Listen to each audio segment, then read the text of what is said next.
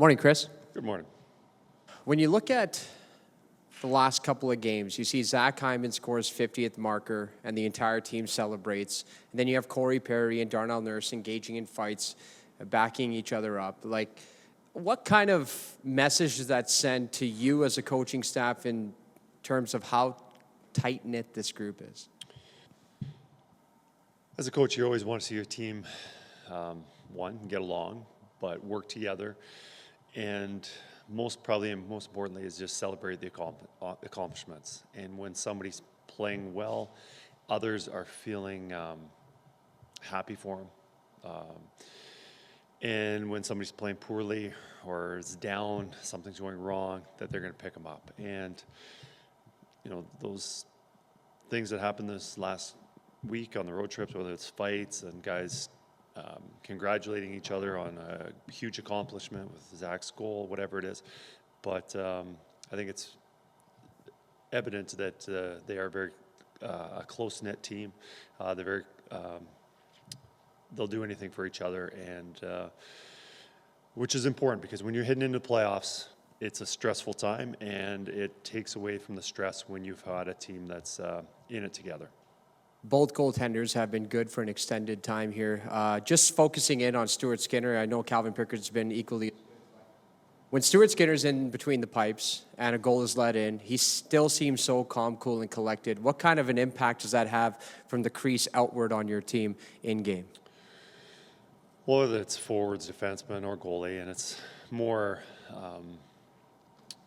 important when the goalie stays composed and focused. When you have a line mate, if you're a left winger and your centerman's frustrated, or your D partner's lacking confidence, it affects you. And so no matter what position it is, that is important.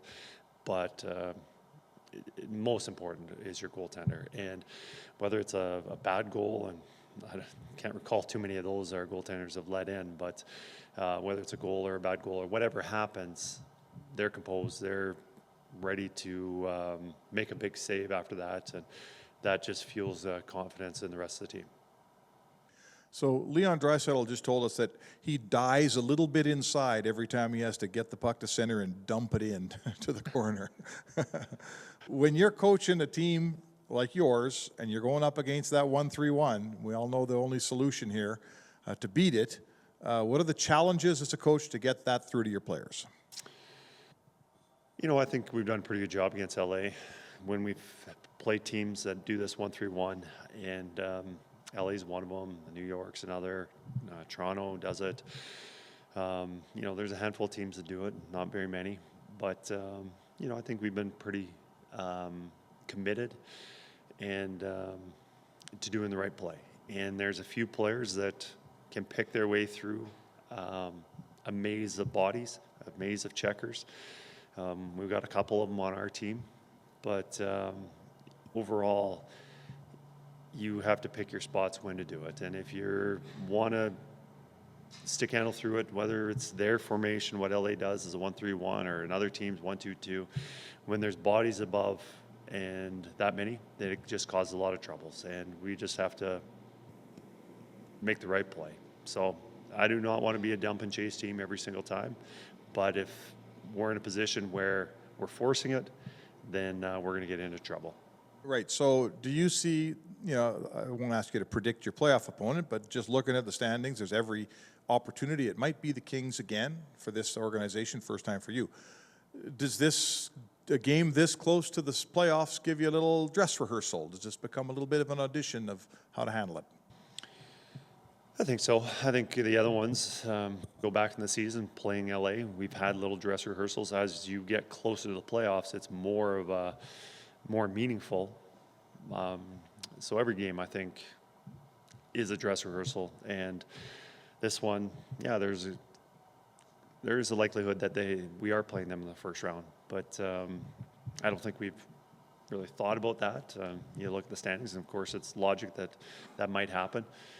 But we're just trying to figure out our game, things how we can still get better at, and whether that's getting through their neutral zone or our defensive zone coverage against any team, whatever it is, we're always working on those details. In fairness, Leon was asked, does a little piece of you die inside when you have to, and he said yes. So he didn't come up with it. There was some suggestion after the Toronto game that maybe your group needed to stiffen up a little bit. Certain things that were happening out there. You got a big response in the Winnipeg game in that way. What did you think of your team in that way against Toronto? Did you feel they needed to stiffen up a little bit? And what did you think of what you saw against the Jets? In the Toronto game, I saw us do a lot of things well, but we made some big mistakes, and those big mistakes cost us. And I don't think we made many mistakes, but there were things that we have to eliminate, especially if we're going to have success in the playoffs.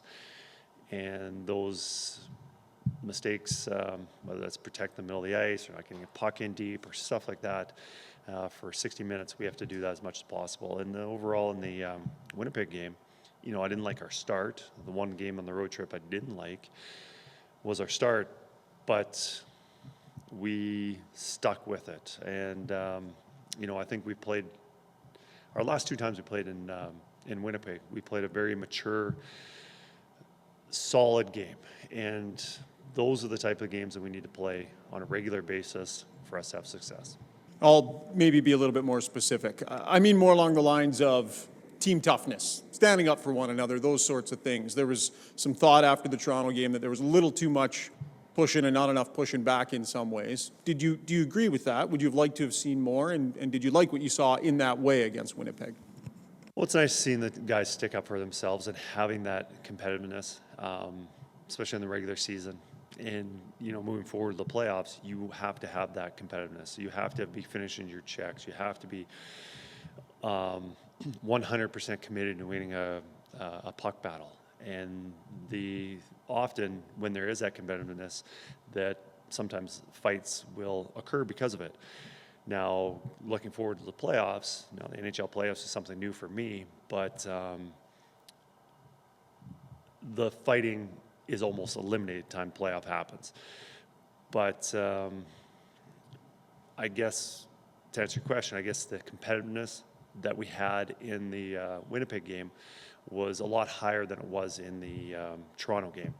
And we have to have that competitiveness on a regular basis. And if you don't in the playoffs, it's a failure, or it's a recipe for disaster.